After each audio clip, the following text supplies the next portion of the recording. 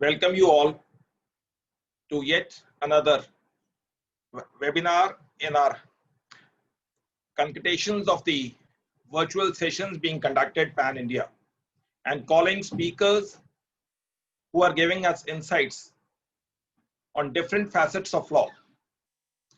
And in this pursuit, we requested Mr. S. Parthasarathi, Senior Advocate and the Chairman of the Madras Bar Association Academy, to give us his thoughts, his view, and the legal journey on a topic which is quite close those who are connected with law, as a student of law, general public, a lawyer, a judicial officer, and judges.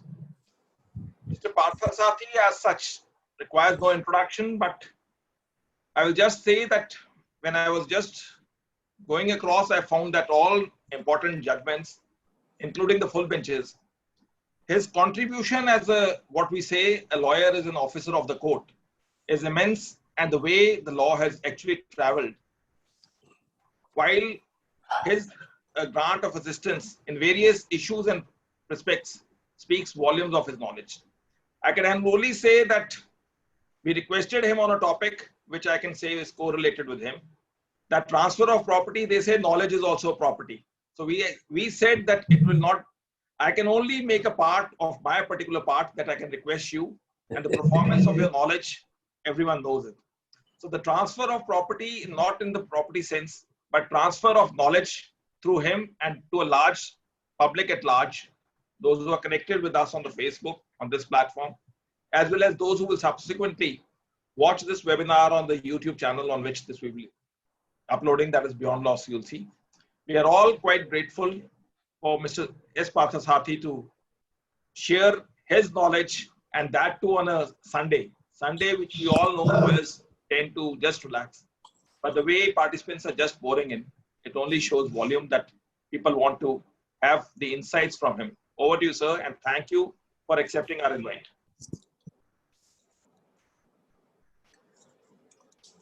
A very good evening to all of you. And I think Vikas has been very generous in showering his, that is my capability. No doubt I have put in sufficient experience, and I'm here to share whatever knowledge that I have gathered. And with reference to having regard to the fact, I found that Vikas has been doing an excellent job. So many webinars and very successful webinars he has conducted.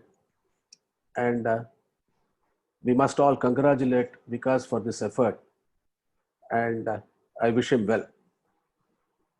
And before I get into the topic of property transfer,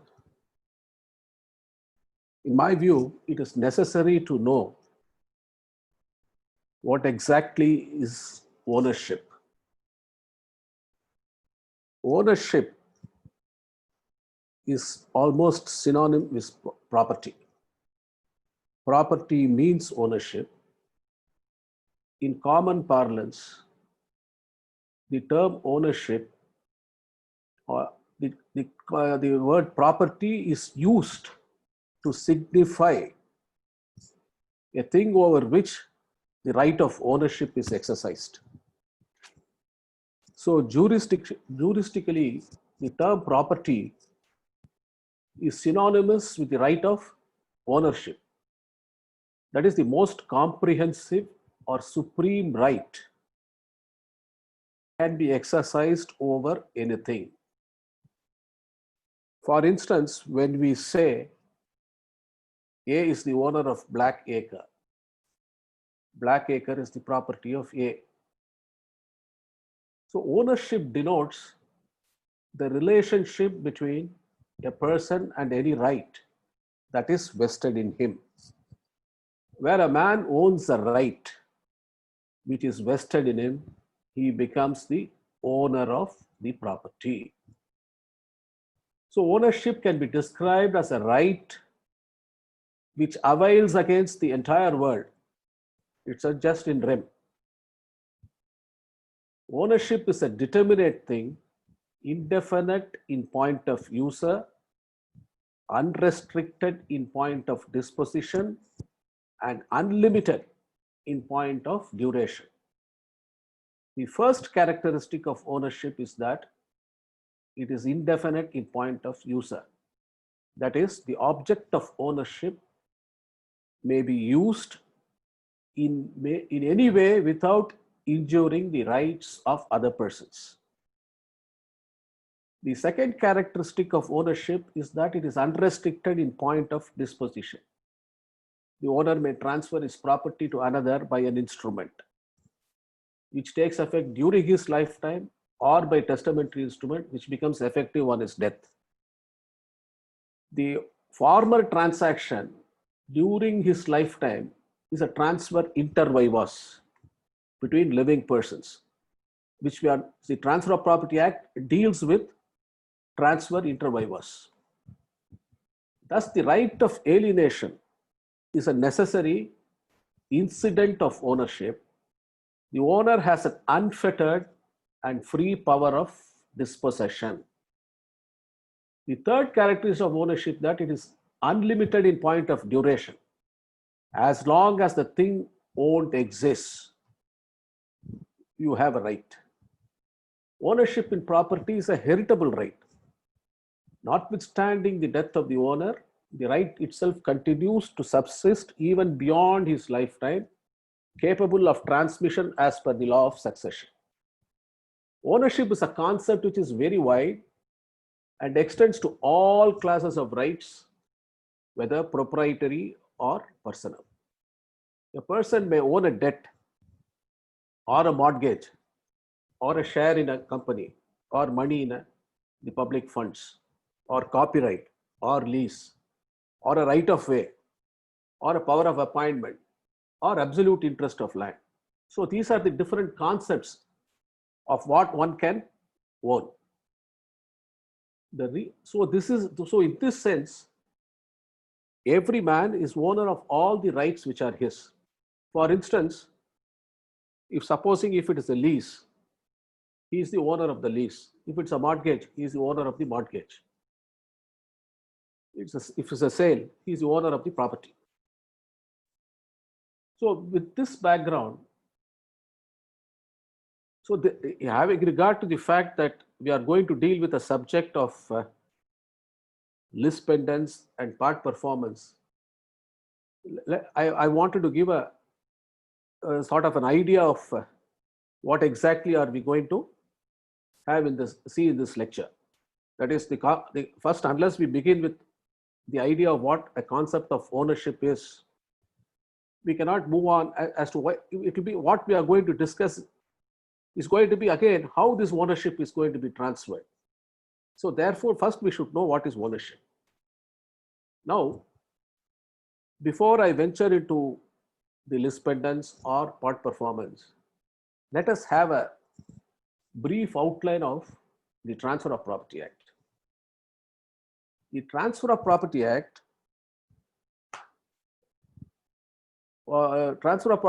was the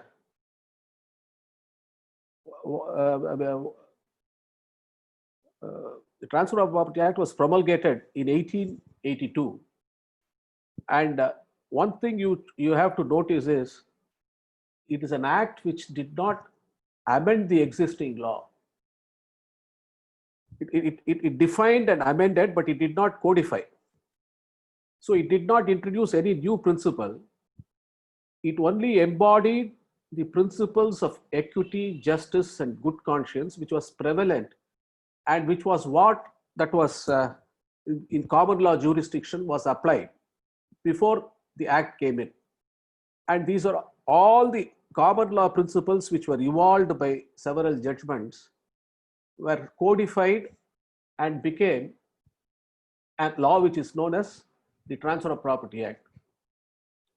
The main object of Transfer of Property Act were initially to bring the rules which regulate the transmission of property between living persons with harmony with the rules affecting devolution on death. So therefore, this act, Transfer of Property Act, was more in the nature of complementing the other laws relating to testamentary and intestate succession. And again, to complete the code of contract law, so far as it relates to immovable property. So if you see, for instance, if you see section 4 of the Transfer of Property Act, it will clear, even under section 4, they clearly say that what underlies this transfer is a contract. So the principles relating to Contract Act will have to be, are applicable and applied during the, so the underlying thing, first it starts off in a right in personam as between two persons. As between two persons, what happens? Once ownership is transferred, it becomes a right in rem. So the reason, the reason why I'm saying is, if you see the preamble to the Contract Act and the preamble to the Transfer of Property Act, they are almost identical. They are similar. And this Transfer of Property Act is not exhaustive. If a particular thing is not covered under the Act, again you have to go for principles of justice, equity, and good conscience. That will be applied. So by implication, in situations where there is no statutory law, the courts are governed by equity, justice, and good conscience. Now, what is a transfer? Transfer is defined in section 5 of the Act. That is, if you see section 5 of the Act, an act by which living persons convey property in present or future to one or more living persons, then that is a Transfer of Property Act. So the essential ingredient as per section 5 is there must be two living persons. Of course, with reference to situations where transfer is also recognized between a living person and another who is to be born, those are governed by that. Even there, the transfer must be in favor of a living person, thereafter to the unborn person. So therefore somebody has got to be, so even there,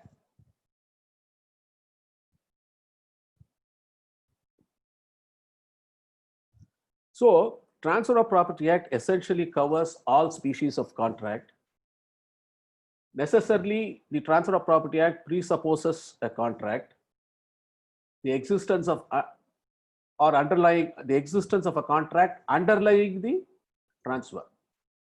So therefore it is, I said, section 4 clearly delineates that the chapters and sections of this Act, namely the Transfer of Property Act, shall be taken as part of the Indian Contract Act 1872.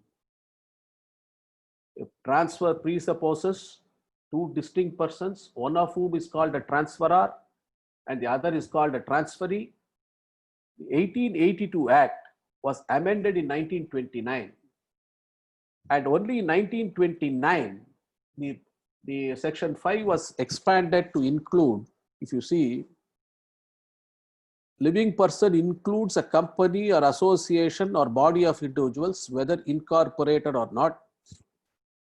So this was brought in 1929 by way of an amendment.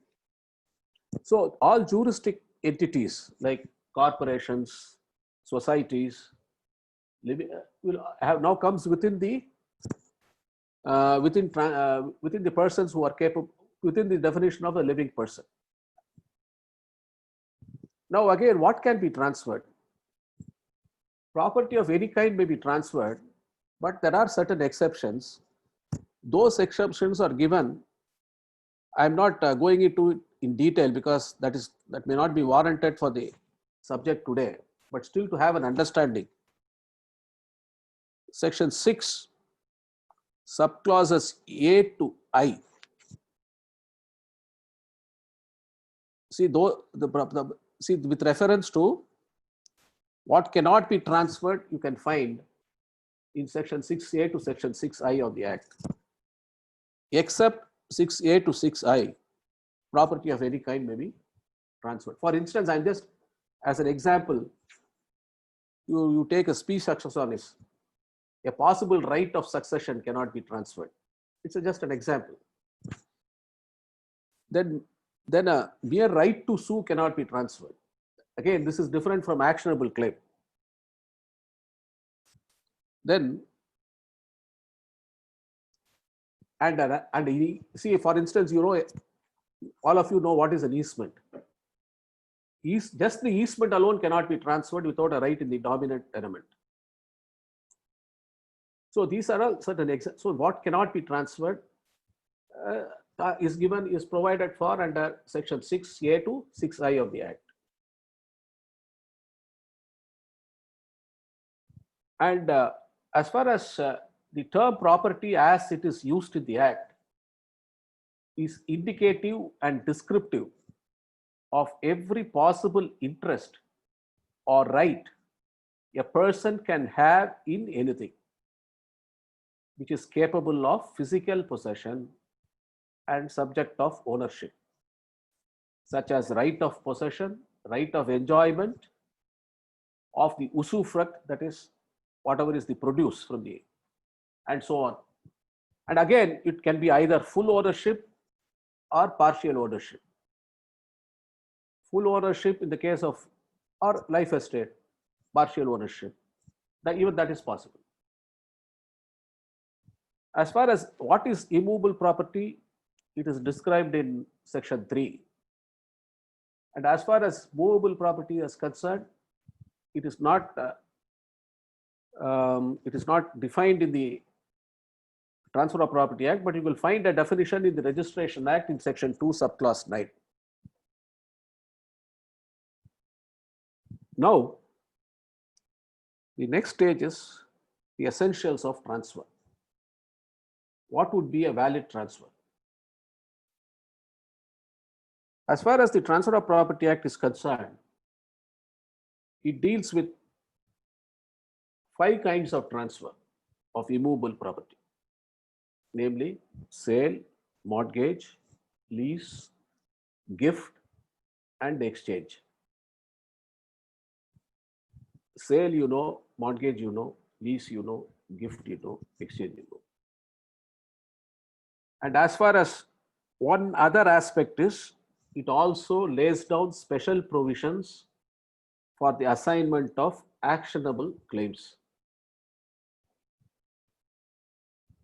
So since the topic that I have chosen today is doctrine of lis pendens and number 2, part performance,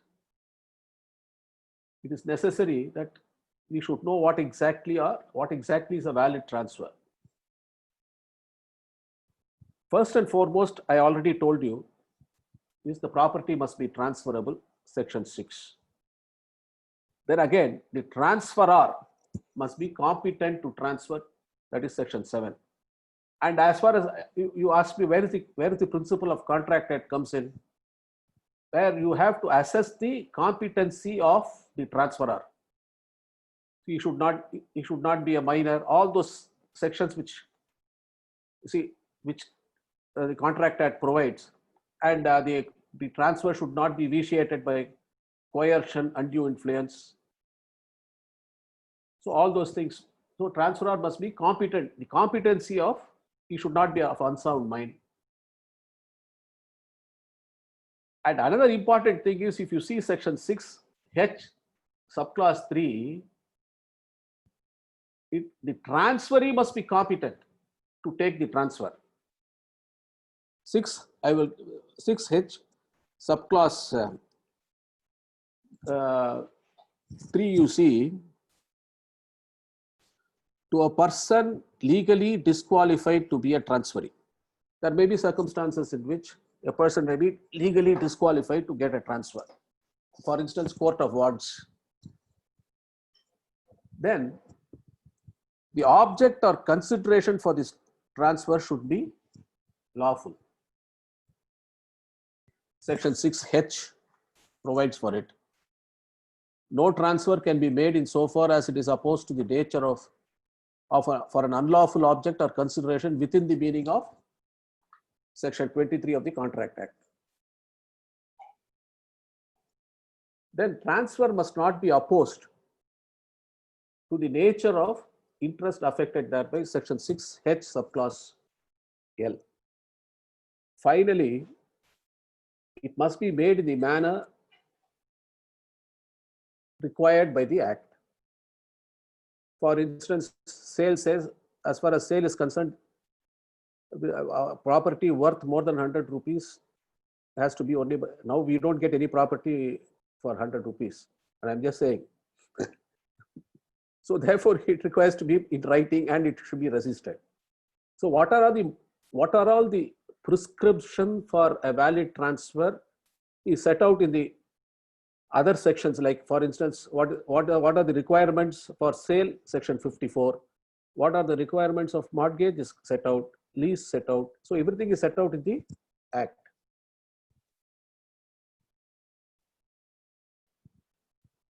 And now what happens on the transfer? Once a property is transferred from A to B, B takes the property, B who is the transferee, takes the property with reference to what the transferor is then capable of giving. So transferor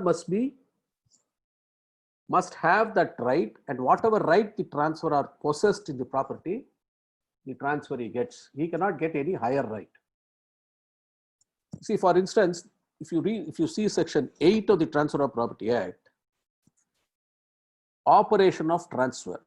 You supposing whatever is, once you transfer the property, whatever is attached to the earth in the property, the machinery, everything gets transferred. Rights of easement that was enjoyed by the property, that also is transferred.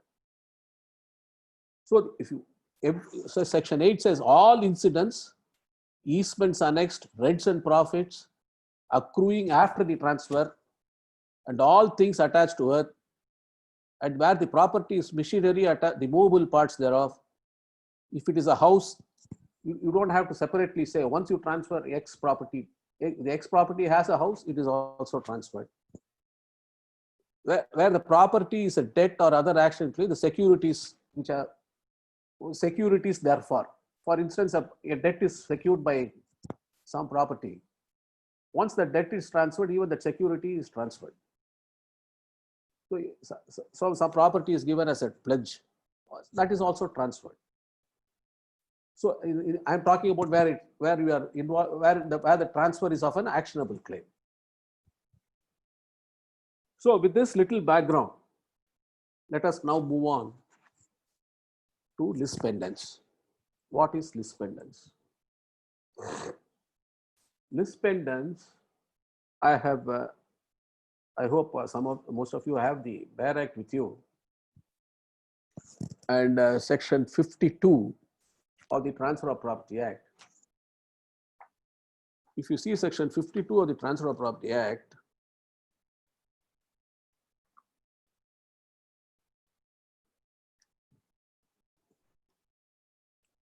during the pendency in any court having authority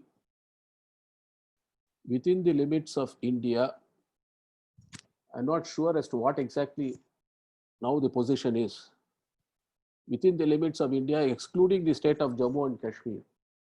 But now Jammu and Kashmir, by virtue of what is the position now, are established beyond such limits.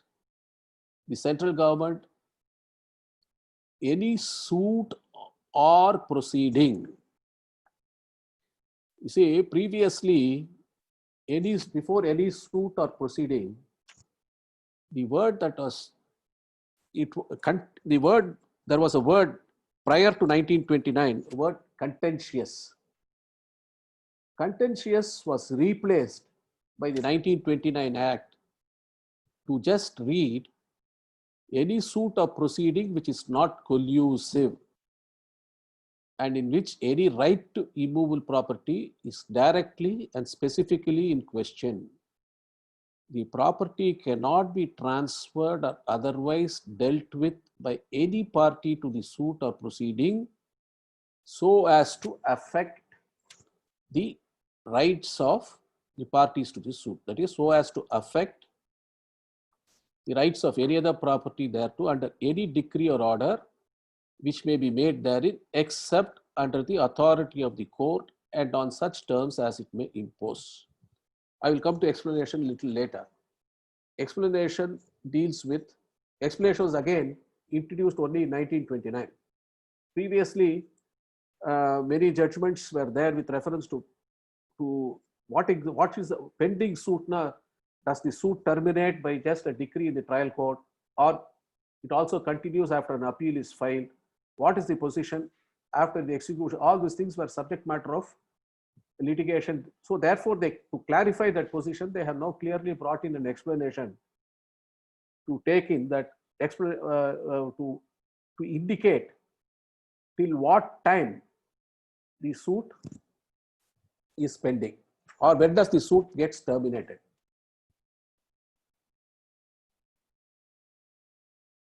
Now, see, most of you would have read in college or known that this doctrine of lis pendens, to us it was read out to us as a maxim, was an expansion of the maxim ut laeti pendenti nihil innovata. So there can't be an innovation. It imposes a prohibition on transfer or otherwise dealing of any property during the pendency of a suit.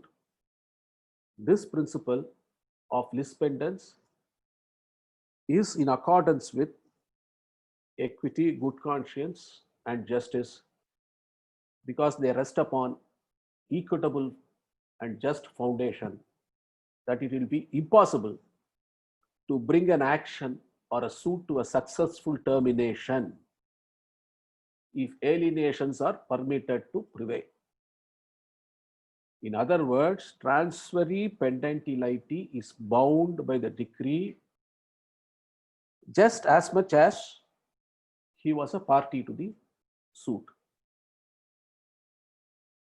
Any alienation pending suit would be subject to the decision or result of the suit.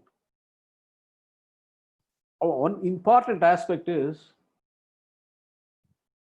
the transfer is neither invalid or illegal or void.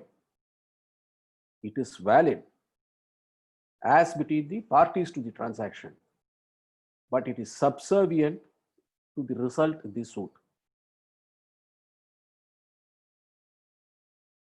So therefore, what it says, it binds even the purchaser or transferee who is not a party to the suit is bound by the verdict.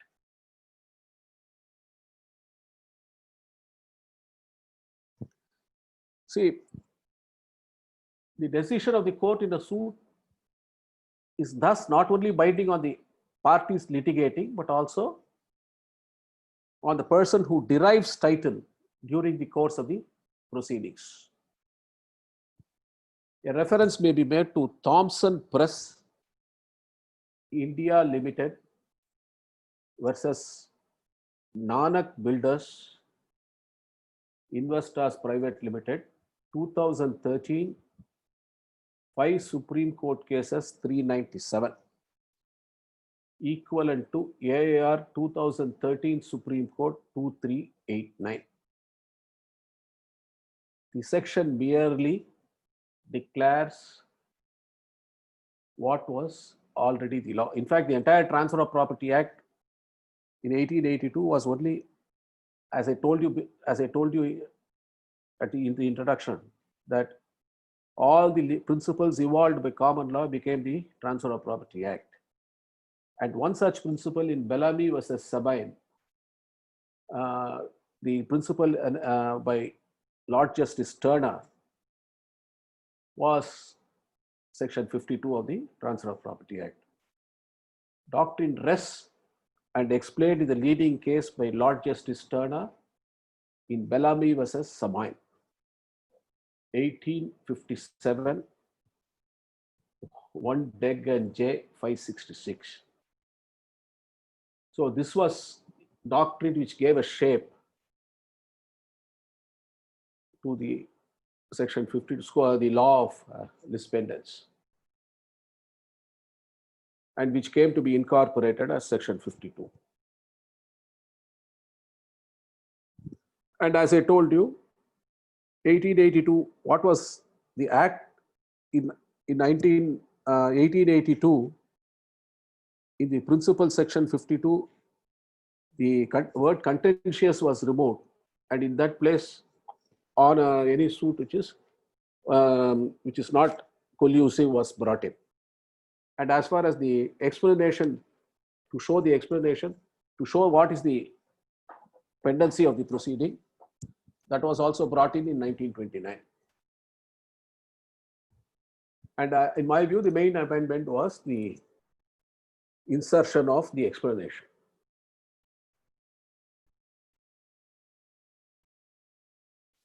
And another aspect is this principle of lispendence is not based on is based on the principle that there should be an end to the litigation. And therefore, whether a person had knowledge of the pendency of the proceeding or is immaterial. And in fact, there are certain states where even title suits are registered before the sub-registrar. I think it is there in Maharashtra. I don't know about what other stage as this kind of a provision. Sometimes I feel it is much better that this is made that such a rule is brought in, so that how many people will know with reference to pendency of proceedings or suits. And somebody and blissfully, there are certain litigants who will keep alienating the property. With the result, we do not know what we are purchasing. We are purchasing only a litigation.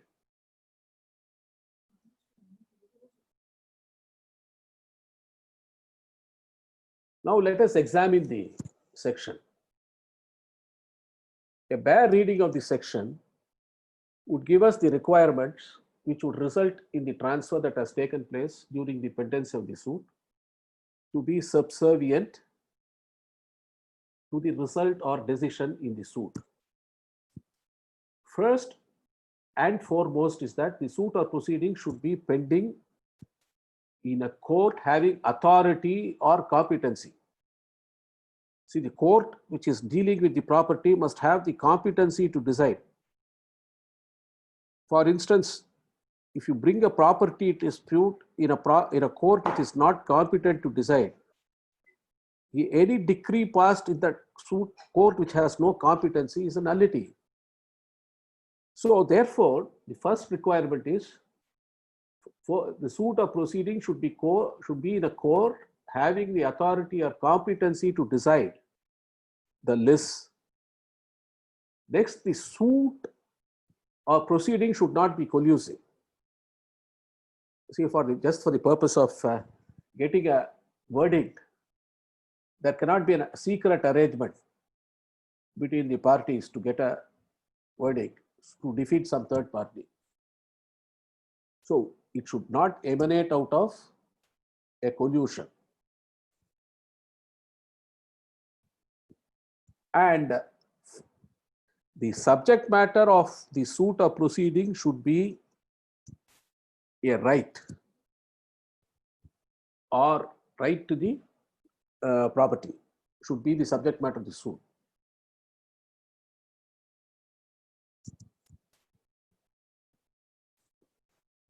And the right must be directly and specifically in question as between the parties, the right to property. If these conditions are satisfied, then the transfer during such a proceeding is hit by doctrine of lispendence, and the transferee takes the interest subject to the result of the suit or proceeding. Now, the pendency of the suit, as per explanation, commences from the date of presentation of the plaint, or the presentation of the plaint or the institution of the proceeding in a court of competent jurisdiction. And it continues to be pending till final decree or order is passed or a complete satisfaction of the decree is obtained, decree or satisfaction of the decree is obtained, or it does complete discharge or satisfaction is not obtainable by virtue of any law of limitation. So till such time, the list continues. I just give an example for this. A suit is brought for declaration of title and for recovery of possession. The suit commences from the institution of suit, and it continues to be pending for the purposes of this rule till possession of the property is taken in execution of the decree. If possession is not taken within 12 years, then the suit is bound to have come to an end. These periods are important because the doctrine of lispendence to operate, we should know the starting point and the point at which the list ends. And I already told you that this principle that whether a transferee had notice or not is immaterial, except for certain state amendments. And this doctrine was again explained by Lord Cranworth in the famous case Bellamy versus Sabine. It clearly said that the doctrine did not rest on the ground of notice. It is based on the principle that law does not allow litigant parties to give to others pending litigation rights to properties in dispute,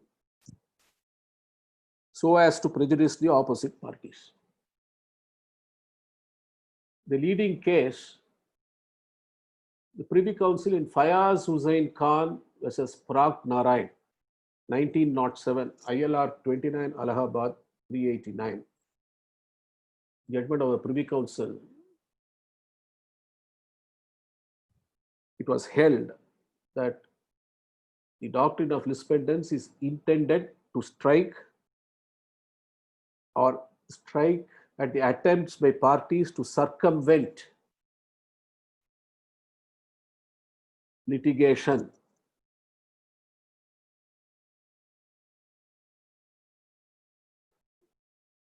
by private dealings, trying to remove the subject matter of the suit, and with the result, it may even frustrate the ultimate decree that may be passed in the suit. So this is the essential principle.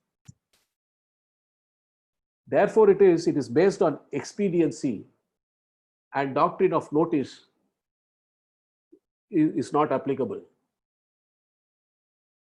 For instance, you will get a clear picture, because the next topic that I am going to speak is Article 53A. There, 53A can be defeated by a bona fide purchaser for value without notice. So that is the difference. Here, for the operation of sections 52, notice is immaterial.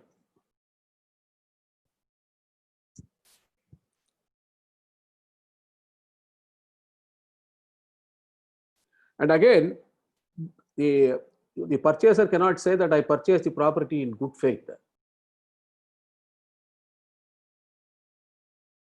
The good faith principle is highly irrelevant and not applicable And this is, in fact, the Punjab and Haryana court, Parveen Kumar versus Baljinder Kaur, AR 2010, Punjab and Haryana, page 40.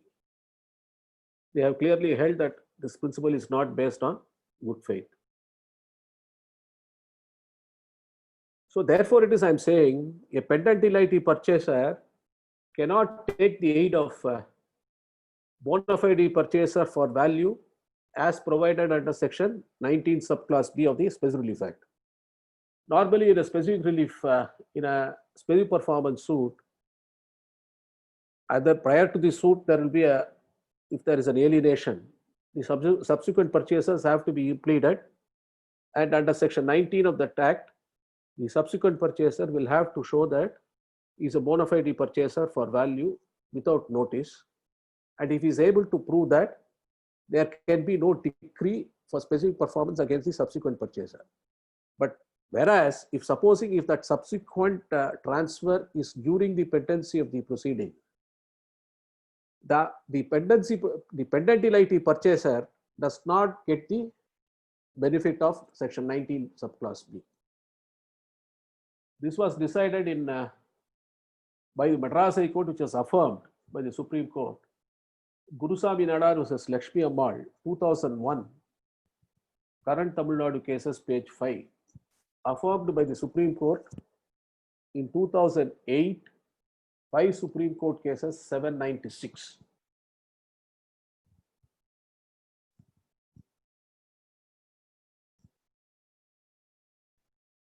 Then the questions may arise as to whether this doctrine applies only between the plaintiff and the defendant, or even the co-defendants are bound. Again, this principle is based on principle relating to res judicata as between co-defendants. That is, as in res judicata, the rule of lis pendens will not apply between co-defendants unless the relief claimed in the suit involves a decision between the co-defendants. If the decision in the suit only involves a decision between the plaintiff and the defendant, any number of defendants, as in res judicata, even doctrine of lis pendens will have no application.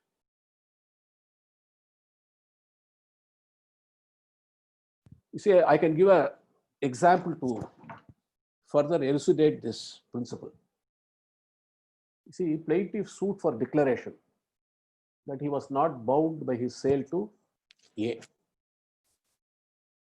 nor by A's mortgage to B.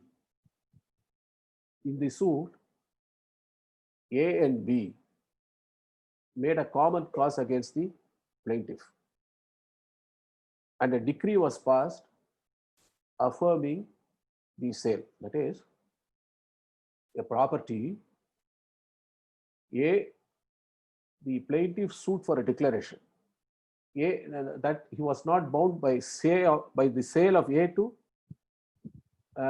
by his sale to A. That is, the plaintiff had sold the property to A, but he brought the suit saying that he is not bound by that sale. In the meanwhile, A had mortgaged the property to B, and in that suit, A and B, who were defendants, made a common cause against the plaintiff. And a decree was passed affirming the sale, holding that the sale is valid. Then it was held that the sale by plaintiff to A was valid. But however, in the said suit, it was declared that the plaintiff had a lien or a charge for the unpaid purchase money in priority to mortgage in favor of B. I told you A had in the meanwhile mortgaged the property to B, and there was some money, unpaid money pursuant to the sale to the plaintiff. There was a charge created with reference to that portion of the sale consideration, and the charge was held to prevail over the mortgage in favor of B. And what happened during the pendency of that suit, The property was purchased in execution of a money decree against A. After the suit, B filed a suit to enforce his mortgage and contended that the execution purchaser was barred by lispendants from disputing it. But the court held that the rule of lispendants did not apply as there was no such issue between A and B. So this is the principle. So though A and B were co-defendants, this transaction, this execution sale, of course, strictly speaking, Section 52 may not have any application to execution sales. But the principles of Section 52 have also applied to execution. I will shortly deal with those line of judgments also. So for a purpose of illustration, you can take this. And again, see this list will be pending. It may result, the litigation may either also result in a compromise or a consent. As long as the compromise or consent is not fraudulent, the doctrine will have application. And the fact that it was a consent or a compromise decree would not affect the bar, or it is not a bar to the application of the principles of lispendants. Of course, the compromise must be a honest one, and it should be fairly obtained. And in the beginning of my lecture, I said while reading out the section, prior to 1929, the section read a contentious suit or proceeding. The expression contentious was replaced by any suit or proceeding which is not collusive. So for the words contentious suit or proceeding, any suit or proceeding which is not collusive was substituted. You see, the reason why this amendment was made is, in the case, I am just giving you by way of an example. During the pendency of a collusive maintenance suit by a Hindu wife against her husband, a person bona fide purchases property of her husband. It was held that the charge subsequently created in favor of the wife on such property would not prevail against the rights of the purchaser. Therefore, the doctrine will come into operation only if the institution of the suit was not bona fide and is not vitiated by collusion. And now that we are on the question of collusion, the entire case law, and in fact, the one and only case law that one has got to refer, in my view, for a study of Section 52 principle is AR 1956 Supreme Court 593. Nagubai Ammal versus B. Shama Rao.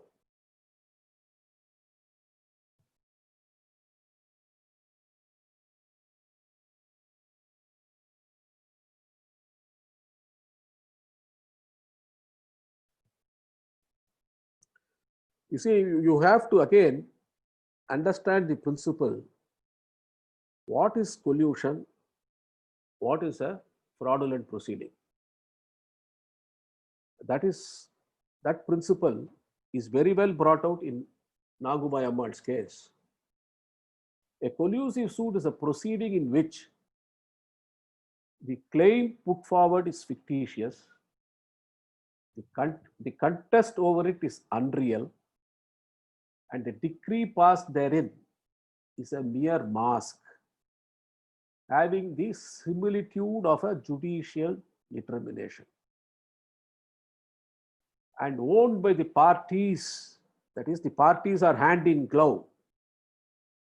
They want to confound third parties that they are bona fidely litigating.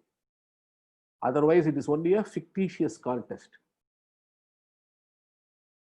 However, it is quite opposite when the proceeding is fraudulent. In a fraudulent suit, the claim itself is fraudulent, and the claimant manages to obtain the verdict in his favor as against his opponent by practicing a fraud on the court. That is, they are not, both the parties are not together. One party is trying to cheat the other. But in collusion, both the parties are together with a common intention. They want to defeat somebody's right. So whatever suit that is pending should not be collusive. And you see, it is not necessary that the collusion should be only at the commencement of the proceeding. The entire litigation should be bona fidely fought. There should not be even collusion in between or subsequent at the time of the decree.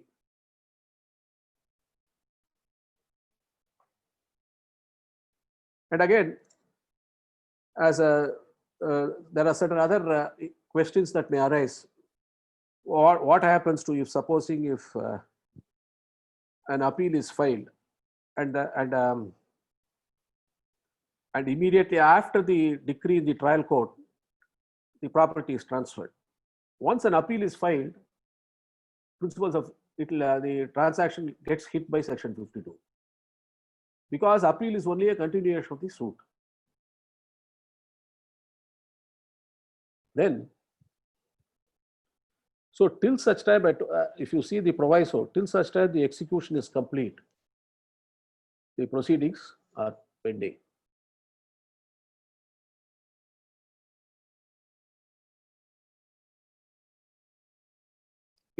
That's what you see. Supposing a lease is given during the pendency of the proceeding, and the lease from the decree holder will not bind his adversary if the decree is reversed on appeal. Even after the dismissal of a suit, purchaser is subject to lease pendants if the appeal is afterwards filed. Now the word section 52 says suits or other proceedings. So or other proceedings, what kind of other proceedings?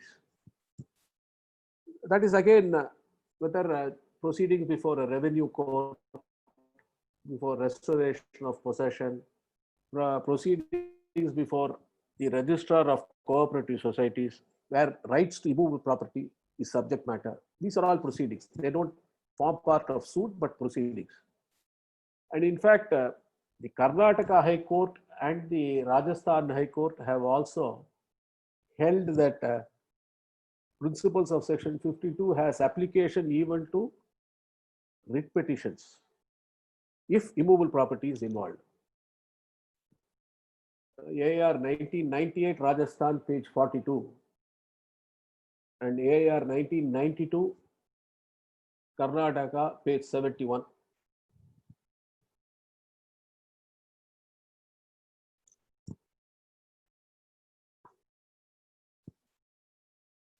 And as far as any party is concerned in this section, a plea of lease pendants cannot be availed of by the person who himself transfers the property pendenti liti.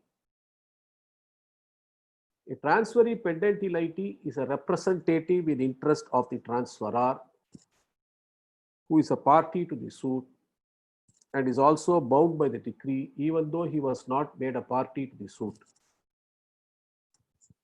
1983 one Supreme Court cases, page 18.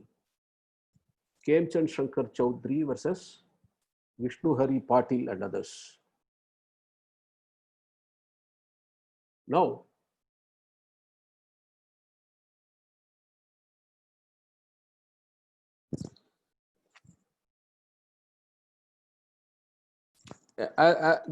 it is our policy of our law that a legal representative or an assignee is bound by the decree obtained by the assigner or the predecessor in interest.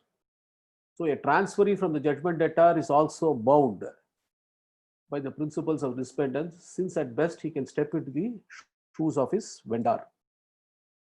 The policy underlying our procedure also recognizes this principle, and in fact, persons who are not parties to the suit can be made parties to the suit. And if you want how the on the aspects where our civil procedure, for instance, in Order 21, Rule 16, Section 11 and 50 of the Civil Procedure Code, explanation to Rule Order 21, Rule 16, Section 146 is very important. Representative and interest. And and as far as pendentility purchase transfer is concerned, he cannot even obstruct in execution. Order 21, Rule 102 CPC.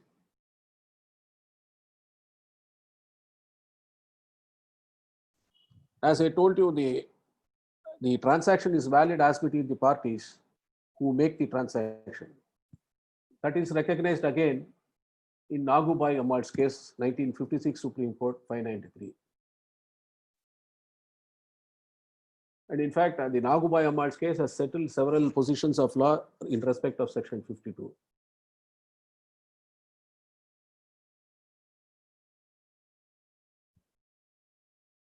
And another position that was settled by Nagubai's case is that was a suit for maintenance. And it was also held that suit for, even though it is a suit for maintenance, right to immovable property is involved. And it is, though even if it is not directly or specifically in question, it is covered by Section 52, suit for maintenance. And a charge is created over the properties. If any item of the property was transferred, pendentility. That is so, even though right to immovable property is not directly, so right to immovable property must be directly and specifically in question. Where such a right is not involved, then it is outside the scope of Section 52. See, see, for instance, suits based on just recovery, debt, a suit for an account, a suit for recovery of specific movables, or a suit for rent on agricultural holding. These are all suits in which the right to property is not directly or specifically in question. Of course, suits for specific performance are covered because you have Section 19 subclass B. Then applicability to, and of course, though it says only a transfer interview was, the principles of Section 52 is made applicable to involuntary transfers also. And in fact, Transfer of Property Act, if you see Section 2 subclass D,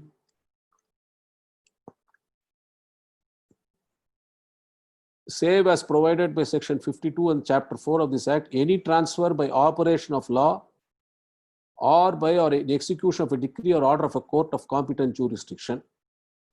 That is, Section 2 starts off like this. But nothing herein contained shall be deemed to affect any transfer by operation of law. Despite the fact that Section 2D makes it very clear that involuntary sales are not covered by the Transfer of Property Act, courts have made the doctrine of lis pendens applicable even to involuntary transfers. And in fact, this has been well settled from the decisions of Privy Council. Therefore, a purchaser of property at an execution sale during the pendency of a suit in respect of the same property is affected by the doctrine. I can give you 3 Privy Council judgments, all in Indian appeals. Neelkant versus Suresh, 12 Indian Appeals 171. Radha Mathub versus Manohar, 15 Indian Appeals 97, and Motilal versus Karabuddin 24 Indian Appeals page 170. And as far as in AR 1967 Supreme Court 1440, the doctrine was applied to execution sale.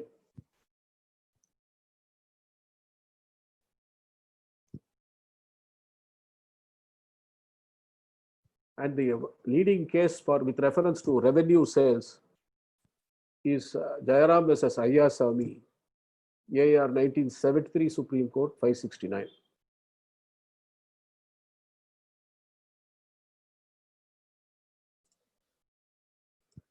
Now another question would arise, whether it is necessary, whether a transferee pendenti liti can be made a party to the suit. A transferee pendenti liti may not be a necessary party, as he would be bound by the suit, as would be bound by the decree that may be passed in the suit on account of. However, the Supreme Court in Amit Kumar Shah versus Farida Khatun, AR 2005 Supreme Court 2209, has held that transferee pendenti liti can be added as a proper party if his interest in the subject matter of the suit is substantial and not peripheral. Though the plaintiff may not be under an obligation to implead, the court has got discretion to implead an alienee pending suit. And in fact, if supposing if a pendenti liti purchaser or transferee wants to come on record, then he has to be impleaded. Is 2012 7 Supreme Court cases, page 738. A. Nawab John versus V. N. Subramaniam. Because it is based on the principle that a pendenti liti purchaser is entitled to have his right protected. At least that will allow so that he will take care of the suit. Supposing if I am having alienated the property, if supposing his transferor loses interest. So let us now briefly see what are the provisions of the Civil Procedure Code which deals with this principle. Again, I told you Order 21 Rule 102, a transferee of pendenti liti transferee from the judgment debtor, he cannot make any claim or obstruct in execution proceedings. Transferee pendenti liti is a transferee, a representative in interest of the party from whom he got the transfer, and he is entitled to continue the proceedings. Section 146. Order 22 Rule 10. Order 22 Rule 10, an alienee pendenti liti may be joined as a party unless such impleadment of a pendenti liti is going to cause substantial injustice and it will defeat the ends of justice. A transferee pendenti liti is entitled to come on record. Even if a transferee pendenti liti is not brought on record, he is entitled to file an appeal and continue the proceedings by virtue of Section 146 of the Civil Procedure Code. AIR 1958 Supreme Court 394. Saila Bala Dasi versus Nirmala Sundari Dasi. A transferee pendenti liti can also move an application to set aside any ex parte decree against his vendor, his transferor. 2004, 2 Supreme Court cases, 601. Rajkumar versus Sardari Lal.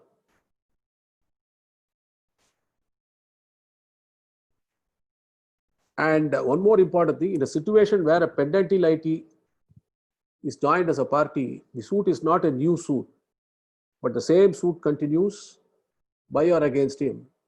And a person who is brought on record cannot raise any other defense that was not raised by his transferor. 2004, 3 Supreme Court cases, 178. Umbrella Manufacturing Company versus Bhagabandhai. So this is the broad principles of doctrine of Lespendance. Now I will shortly, I think, having regard to the fact that we have already,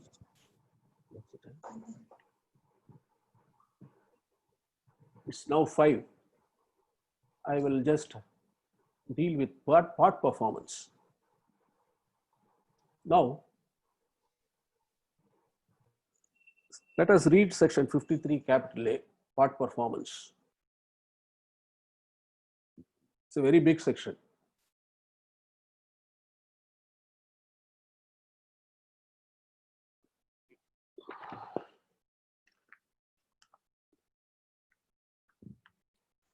Principle is very limited, but section is very 53 capital A, part performance. See, this entire section was inserted by the 1929 Act, where any person contracts to transfer for consideration any immovable property by writing signed by him or on his behalf, from which the terms necessary to constitute the transfer can be ascertained with reasonable certainty, and the transferee has, in part performance of the contract, taken possession of the property or any part thereof, or the transferee being already in possession continues in possession in part performance of the contract and has done some act in furtherance of the contract, and the transferee has performed or is willing to perform his part of the contract, then notwithstanding where there is an instrument of transfer, that the transfer has not been completed in the manner prescribed therefore by the law for the time being in force,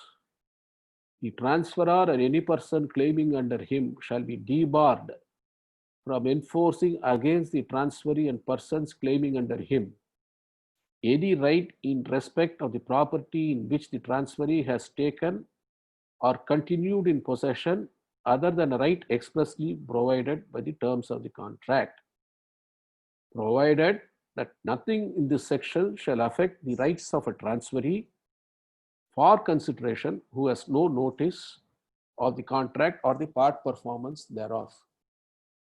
Now,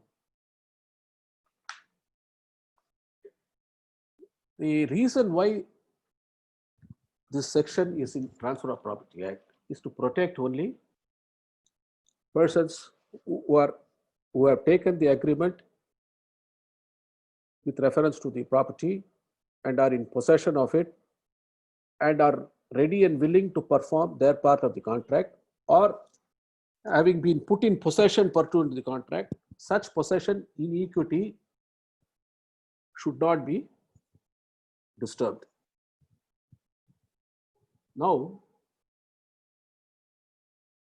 so what in 2011, 13 Supreme Court cases, page 232, in Nanjai Gowda versus Gangamma, the Supreme Court had set out the requirements of the section to be something like this. The contract should be in writing, signed by or on behalf of the transferor. The transferee should have got possession of the immovable property covered by the contract. The transferee should have done some act in furtherance of the contract. Then the transferee has either performed his part of the contract or is willing to perform it.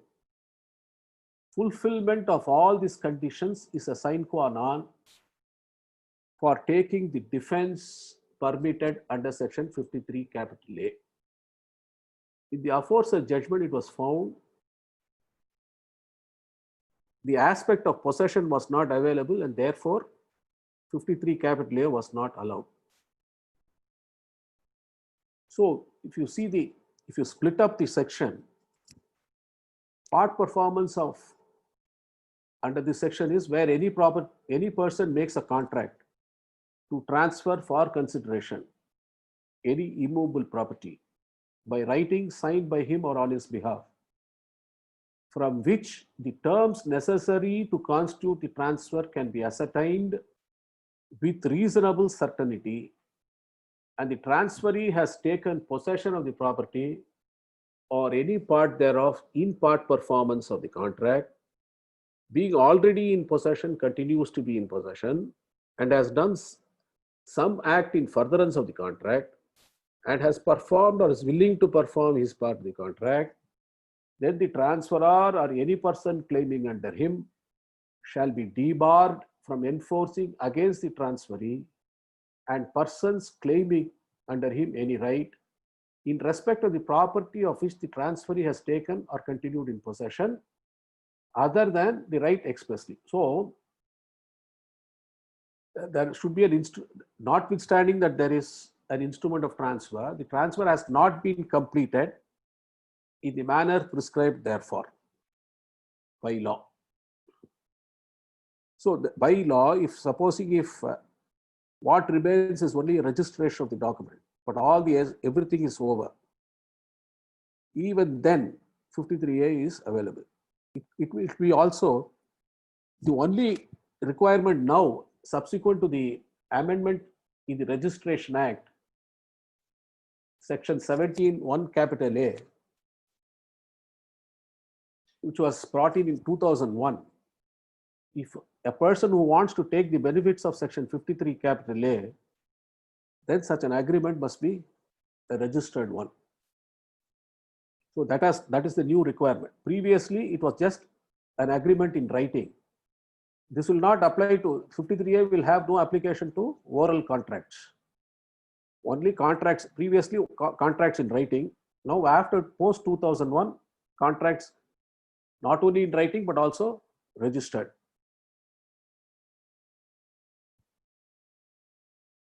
Danjay Gowda versus Gangamma, 2011, 13 Supreme Court cases, 232. I was asked to repeat this.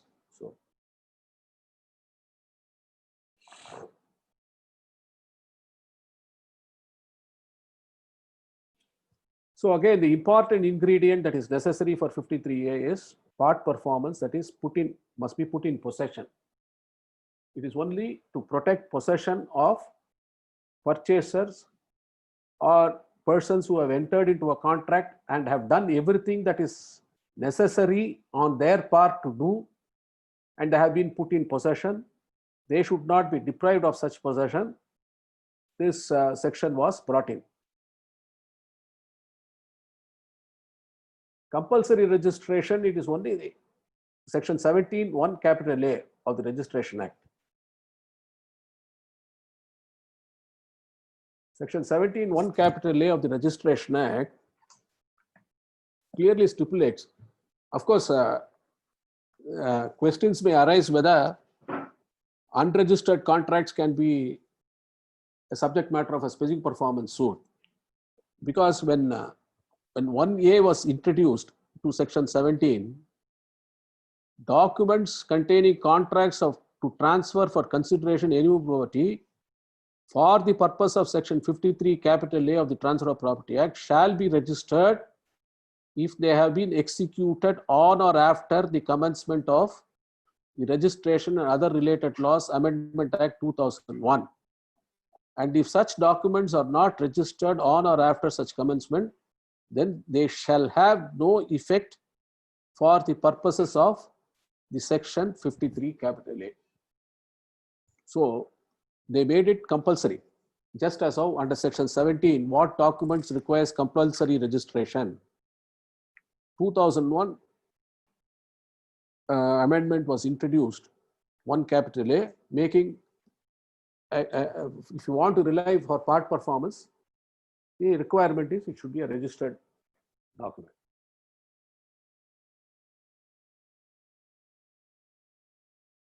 Again, it is again a moot point. Supposing if it has to be by way of a registered document, previously even unregistered sale deeds were looked into for the purpose of any transfer, because if agreement did not require any registration. That's a moot point which which may arise. What is the situation? Supposing if it is in the nature of a draft previously, even in situations where it was only a draft sale deal, then having regard to the fact that it contained everything and it had to be only, now it has become an important ingredient that it should be registered. Now, as far as part performance is concerned, the burden of proof always rests on the transferee who is defending his possession to establish all the factors that is required. And one important factor is readiness and willingness, that he has been ready and continues to be ready to perform. If he has already performed his part of the obligations, then he can be very sure that if he is put in possession, he has performed his obligation. Only the transferor has not performed his obligation. He can resist his possession.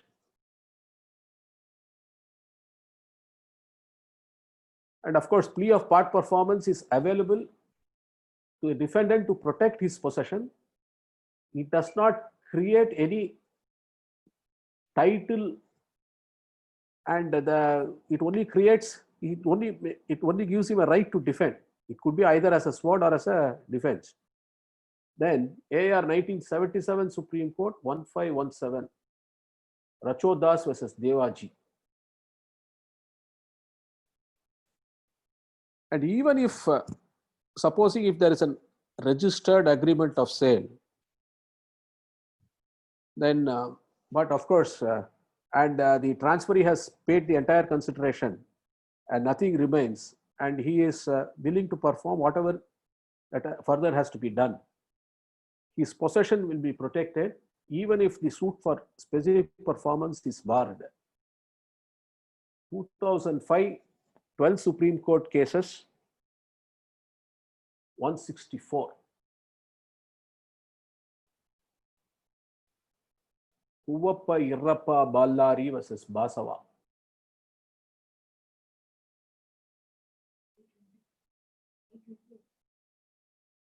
Defense under section 53A is available, notwithstanding that a suit for specific performance is not filed. But there should be evidence to show readiness and willingness. Where there is no evidence regarding readiness and willingness, the protection is not available. AAR 2005 Delhi, page 401, Sushila Kumari versus Rama Stores.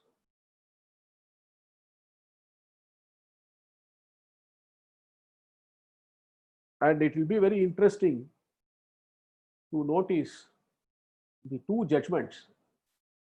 1996, one Supreme Court cases 639.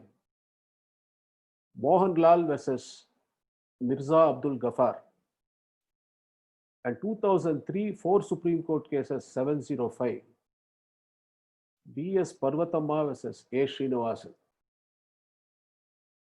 Mohanlal versus Mirza Abdul Ghaffar.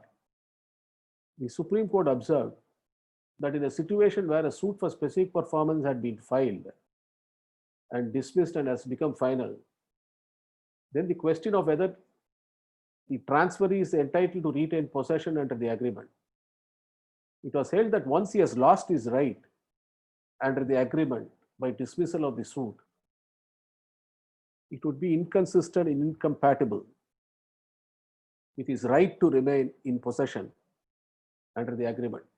So therefore, supposing he had a person who had not even filed a suit for specific performance can protect his possession, but a person who has failed in his suit for specific performance cannot maintain his possession, having regard to the fact that he has been found to be not a person who had been ready and willing. See, several questions time and again arise whether a person in possession can bring a suit under 53A or it should be used only as a defense. You see, as long as he is not trying to establish his rights as a owner, the protection that is given under 53A is available to even a transferee who has been put in possession. For instance, he can maintain a suit for perpetual injunction on the basis of such possession. There he is not using it as a sword, but he is using it only as a defense, protecting his possession. AIR 1966 Supreme Court 1438. Gopal Reddy versus additional custodian of evacuee property, which it has been held that section cannot be taken aid of by transferee plaintiff to establish his right as owner of the property. Only as far as to maintain possession and defend his possession, he can, but he cannot use his possession to create any title or to be used as title.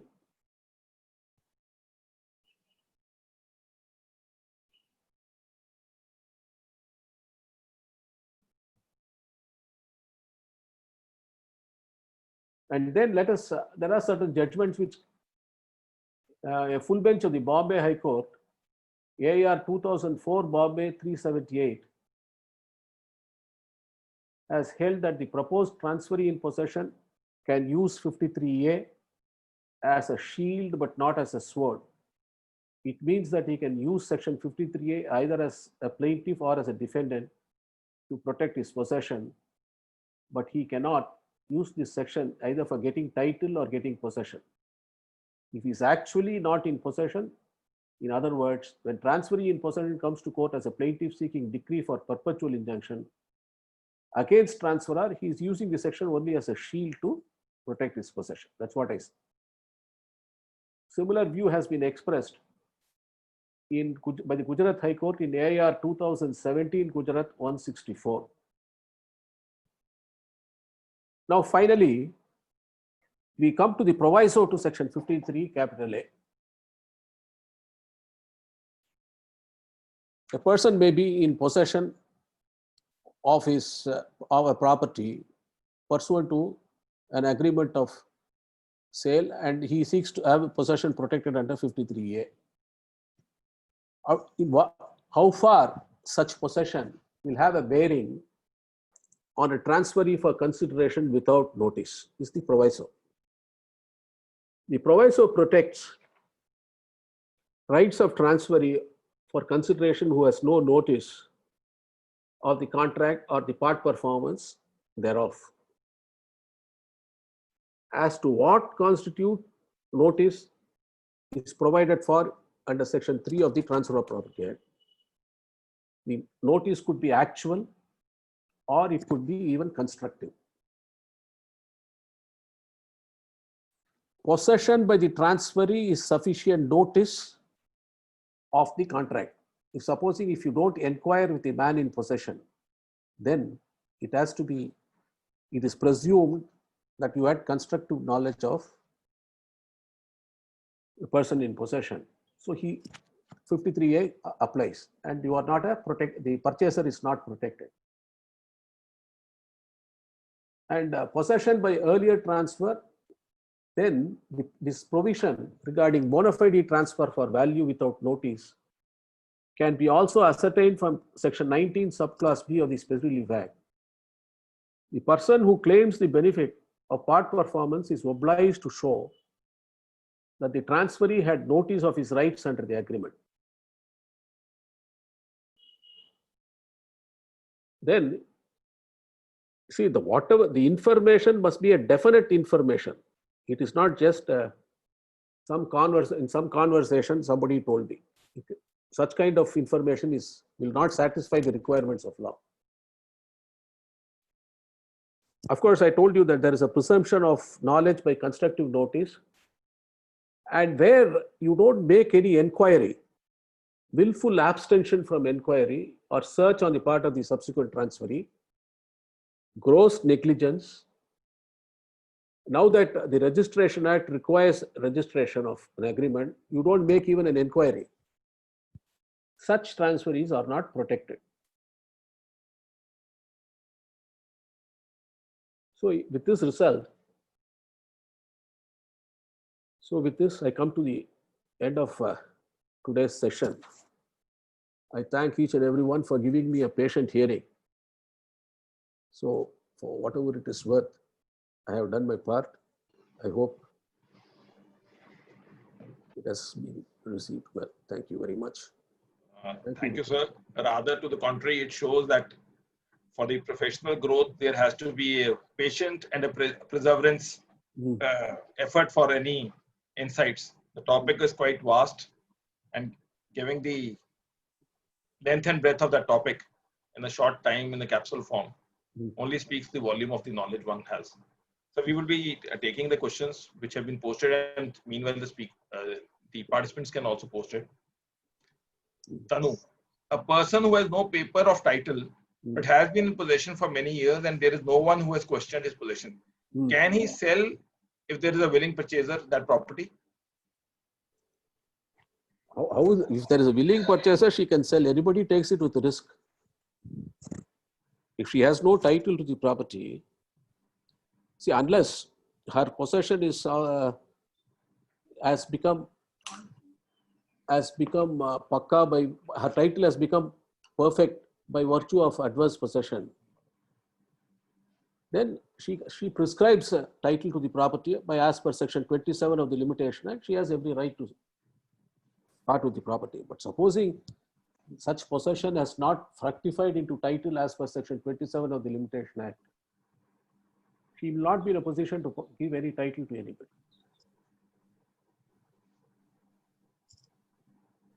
Am I clear? Yes, sir. Sir, this is one suggestion. If any person files a false suit just to drag unnecessarily, whether the defendant can sell the property? You see, whether it is false, that's what I'm saying. If that suit is, you have to come within the four corners of collusion. If it is a collusive suit, then the principle of doctrine of lispendence will have no application. As long as it is not a collusive suit, how do you come to a conclusion it's a false suit? False suit means it has to be a collusive suit. So if it's a collusive suit, even the section itself is very clear. The suit should not be collusive. For the application of the principles of, you see, supposing if it is a collusive suit, the transfer will prevail. The transfer during dependency will prevail. If it is a collusive suit or a false suit, any transfer that was made during the pendency of the suit will prevail. That will not be affected by any decree in that suit. Naveen has gone a step further. He says the case which had been referred, the question which Tanu had asked, he says, can in such a situation a suit for declaration of title be filed in such a case? Where the first question you are talking? Yes, the first question, a person who has no titles, papers of title, but has been in possession. So he says, can you file a suit for declaration that I have become the owner? You can. Now it is available by virtue of Arun Mishra's judgment. What is the judgment? Arun Mishra adverse possession. Ravindra Kaur's case. Right. Where previously Sikri said you cannot, on the basis of adverse possession, bring a suit. Under by virtue of section 27 of the Limitation Act, you prescribe title to the property. See, normally Limitation Act bars the remedy, but section 27 of the Limitation is an exception. It confers a title. This is by Virender Vyas. He has posted on the Facebook. Kindly clarify the rights of a bona fide purchaser without notice with consideration in actual physical possession of suit, and land revenue record stands in the name of purchaser pending suit.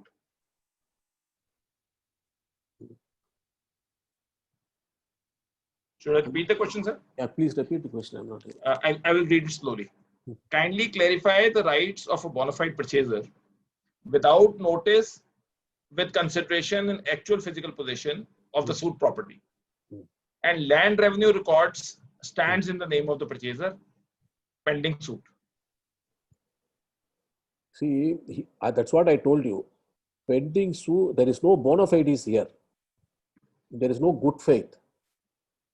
Any property purchased during the pendency of the proceeding is hit by the suit. It is subservient to the rights that has to be declared in the suit. The property, if the transferor wins the suit, he gets good title. If the transferor loses, the purchaser pending suit does not get any right. He may be a bona fide purchaser for value. There is no question of good faith or bona fide. This is based on the principle versus Bellamy versus Sabin. They say there is no good faith or anything. That's what I said. As far as 53A is concerned, a right can be defeated by good faith, bona fide, or value. But section 52 is concerned, but the purchaser pendentility is bound by the decree. So the judgment which you were citing, by virtue of the suit possession, I think would be Which one? the adverse possession. The person is asking the judgment. Ravinder Kaur. Ravinder Kaur. Ravinder Kaur. Yeah. Arun Mishra. Yes. Probably the judgment of 8th of August 2019. Yes, that's right. I just give it to you.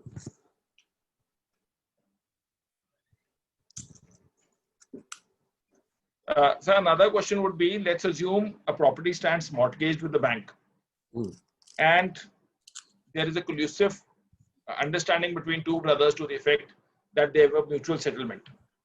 So, and ultimately they say that the property which was mortgaged in terms of the settlement, the other property, that property is transferred in the name of the brother by way of in an RSA, without disclosing that the property stands mortgaged to the bank. So what will be the effect of that settlement and that RSA decree? Because the property actually, the main title stands mortgaged by the brother A to the bank, but in a collusive decree they say that there is a settlement and that property has been transferred in the terms of settlement of within the family settlement to brother B. Whether B will have any right or it will have no right. No, he won't have any. How will he have right? So it's a collusive thing. So the principle that nobody can give a better title than what he has. Yeah, that's right. Okay. I will see. I think we don't have any questions as such. Thank you. Just one question, I think. Sir, this is by Venkat Srinath. Plaintiff, owner of the defendant, files suit to declare a registered settlement deed as null and void under Section 25D of Tamil Nadu Court Fees and Suit Valuation Act 1955. Instead of Section 25 subclause B, plaintiff says it's just a declaration suit and no need to value the property based on property value. Is this right, or no need to pay 50% of the value of the property? What is your opinion? This question is posted at 536. He is correct. It has to be valued, market value. The court fees will have to be on the market value, 25A. I hope I have answered him. Yes, sir. Tanu has asked a question. He's asked, wait, yes, Tanu says, is there any time limit to file the declaration now that it is available post Ravindra judgment? Huh?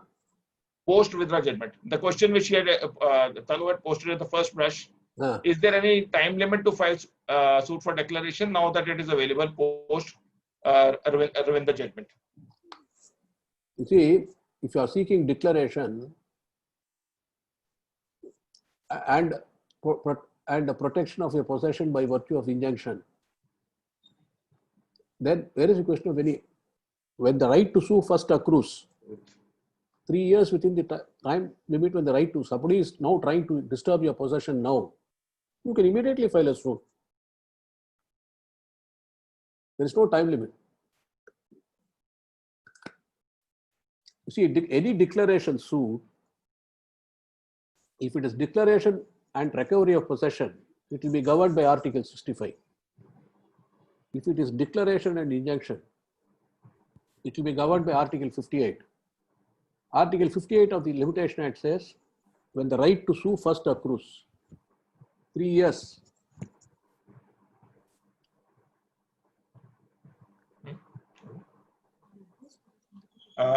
So before we wind up the session, since fortuitously I found that Surit is also there, I will just have few expressions on his part, and then we will close for Surit is not here. My daughter is here. I asked him on the WhatsApp. He said I am there. No, he's there in the. He's probably watching from somewhere. I don't know. No, on the platform itself. On the platform. Surit is logged in. If he is there, I will just unmute. Surit, are you still there? So I will unmute. Surit should be there. He is not unmuting. Your daughter's name? What is that? Surasika. S-U? S-U-R-A. No, she's not there. She's here. Right in front of me. Okay, but she's not logged in on the platform. Come here. Come yeah. She's also a lawyer? She's also a lawyer. So we will just ask one question through her because once it's from the family, we generally ask a question. Ask her on adverse possession. No, we will not ask any question to her. Our question is on a different tangent. There she is. Yeah. She can sit down at ease. No. Yeah. Only one question we will ask, that once you have a father who is having a larger than life image and his credentials. Wait. He's asking you. Yeah. So that laptop would have to be shifted. Yeah. We are asking that once you have a father who has a larger than life image and the knowledge, how do you create your own space within that space?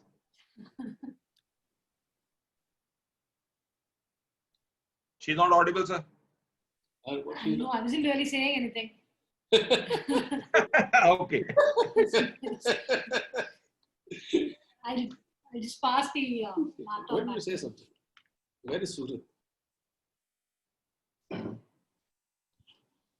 So Vikas. Yes, sir. So we will, and thank you very much for the opportunity. Thank you for all the insights what you have given to us. It was really an engaging session, and as I earlier said, that's a vast topic and to be covered in an hour or so.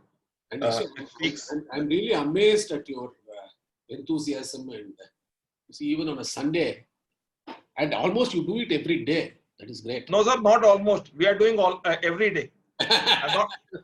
In fact, when we started off at the first instance, we were doing 2 webinars. By day after tomorrow will be our 150th webinar in continuous. I'm very happy that you're able to find participants. You know, that's very important. And you see, whatever it is, whether what we talk is, but you need a recipient. You know? So that's true. Because we have been. Wish you all the best. Thank you. And tomorrow's session would be by the district judge, the family court of Maharashtra on the. I'm just giving the topic because the topic becomes very important.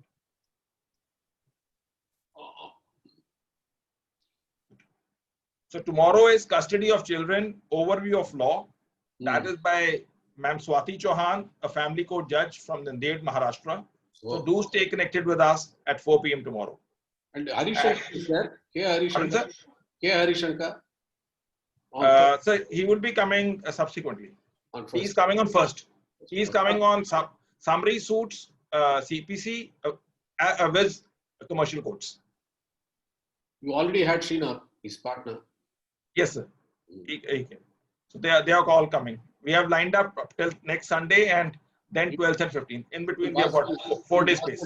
Your TK Bhaskar, you have tied up. I will tab with you for all the speakers. Okay. And thank you to all those participants who have been watching us live on the Facebook as well as on this platform, and subsequently on our YouTube channel of Beyond Law CLC. And as Sir said, that the real fuel to keep on doing the webinars is firstly the participants who encourage us to do and the webinars, and secondly is the speaker.